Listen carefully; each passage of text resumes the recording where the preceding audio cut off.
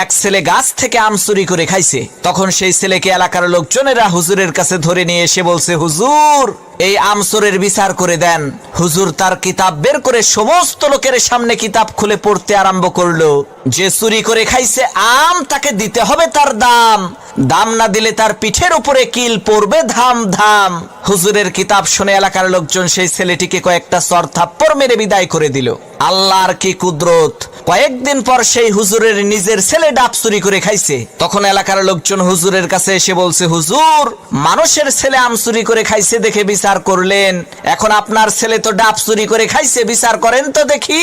লোকদের কথা শুনে হুজুর তার কিতাব বের করে বলল, ভাইরা আমার, কিতাবে লেখা আছে যে চুরি করে খাইছে ডাব তার হয় নাই কোনো পাপ। তখন এলাকার লোকজন বলল, হুজুর বুঝলাম ডাব খাইলে পাপ নাই, কিন্তু আপনার ছেলে তো একেবারে পাকা জোনা খাইছে। হুজুর তখন কিতাব থেকে পড়লো, যে খাইলো জোনা তার নাই কোনো গুনাহ। এলাকার লোকজন বলল, হুজুর ডাব খাইলে পাপ নাই, জোনা খাইলে গুনাহ নাই মানলাম, কিন্তু আপনার ছেলে তো নারিকেল খাইছে। তখন হুজুর তার কিতাব থেকে পড়লো, যে নারিকেল খাইছে চুরি কইরা, তোমরা সবাই মুড়ি দাও তার হাত ধইরা, কারণ সে চুরি করে খাইছে নারিকেল, এর মানে একেবারে পরিষ্কার তার দেল। তখন এলাকার লোকজন বলল, সর্বনাশ, হুজুর আপনার ছেলের বিচার করার কোনো দরকার নাই, আপনি আমাদের ছেলেরই বিচার কইরেন তাই হবে।